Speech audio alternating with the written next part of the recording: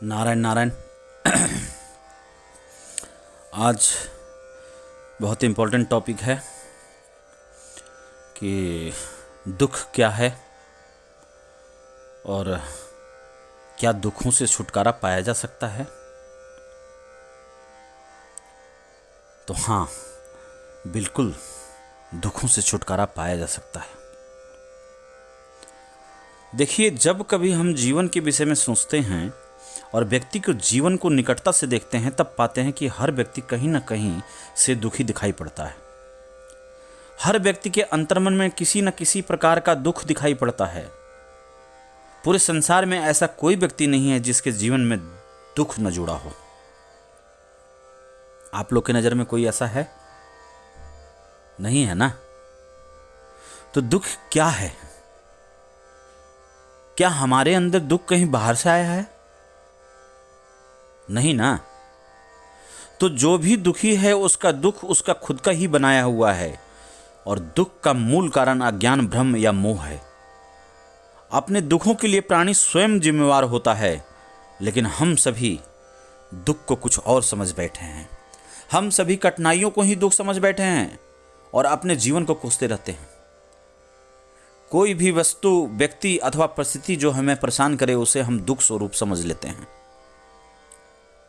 अच्छा, मनुष्य के दुख के कारण भी बहुत हैं और अजीब भी हैं।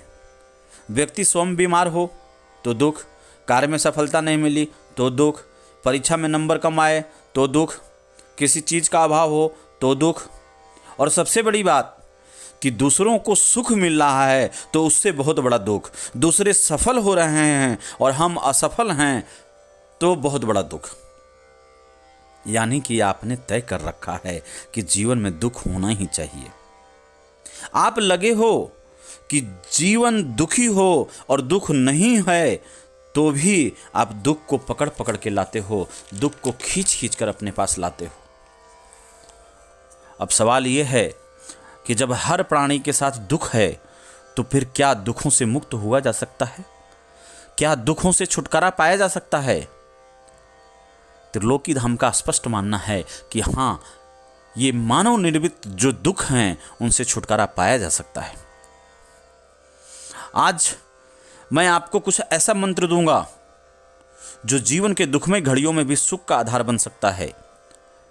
देखिए, दुख का निवारण करना बहुत कठिन है, पर दुख की घड़ियों में सुख की अनुभूति करना बड़ा सरल है।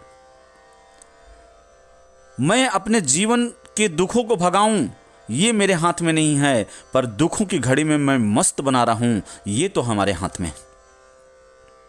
आज त्रिलोकी धाम के माध्यम से दो ऐसा मंत्र दूंगा जो कष्ट में भी आपको मस्त बनाकर रखेगा, जो आपको दुखों में भी सुखी बनाए रखेगा, जो आपको परेशानी की घड़ी में भी प्रसन्न बनाए रखेगा, जो आपको के जीवन से दुख को दूर करेगा। तो सबसे पहला मंत्र है स्वीकार करो। क्या करो? स्वीकार करो, एक्सेप्ट करो। जीवन में कभी कोई दुख आए, आप उसे स्वीकार करो। जहां एक्सेप्टेंस होता है, वहां हमें दुख भी दुख नहीं लगता है। इसको एक उदाहरण से समझाने का प्रयत्न करता हूं कि मान लीजिए कि मई के महीने में 45 डिग्री टेम्परेचर में अगर कोई कहे कि धूप में आधा घंटे खड़े रहो, तो आप क्या करेंगे? खड़े रहेंगे क्या?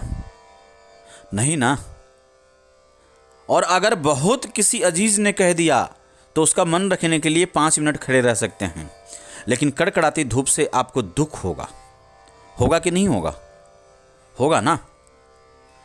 अब मान लीजिए कि किसी डॉक्टर ने कहा कि आपके शरीर में विटामिन डी की कमी है, आपको रोज धूप में 1 घंटा खड़ा रहना है, नहीं तो प्रॉब्लम हो जाएगी। तो आप क्या करेंगे?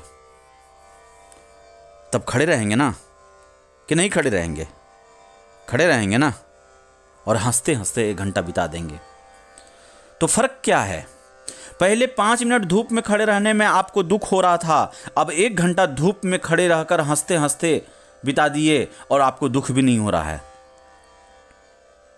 तो अंतर सिर्फ इतना ही है कि पहले अपने मन से स्वीकार नहीं किया था, बाद में डॉक्टर के कहने पे आपने अपने मन से स्वीकार कर लिया। और जब आपका मन स्वीकार कर लिया, तब आप आसानी से धूप रूपी दुख को समझकर उसको झेल गए और हंसते रहे। तो स्वीकार करिए, एक्सेप्ट करिए।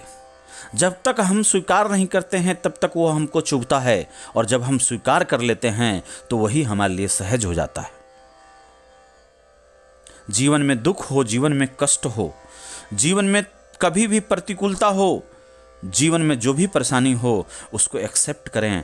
कष्ट तभी नहीं लगते हैं साहब जब उसको हम स्वीकार नहीं कर पाते हैं। कष्ट तभी तक हमको लगते हैं जब उसको हम स्वीकार नहीं कर पाते हैं। मान लो भोजन का समय हो, 15 मिनट विलंब हो गया तो क्या होता है? हम पत्नी पे आग बबूला हो जाते हैं। आधा घंटा विलंब हो गया तो हम थाली फेंक देते हैं। तकलीफ होती है, व्याकुल हो जाते हैं। कई लोग तो तूफान मचा देते हैं। होता है कि नहीं होता है? होता है ना। लेकिन किसी दिन उपवास का संकल्प हो तो क्या होता है? सामान्य दिनों में भोजन नहीं मिलने पे आपको दुख होता है, गुस्सा करते हैं, लेकिन जिस दिन उपवास का संकल्प हो तो हंसते हंसते उपवास कर लेते हैं। तो प्रश्न उठता है कि आज भोजन के अभाव में आपको दुख क्यों नहीं हो रहा है? तो इसका एक ही जवाब आता है कि मन ने उपवास को स्वीकारा है, इसलिए दुख नहीं हो रहा है।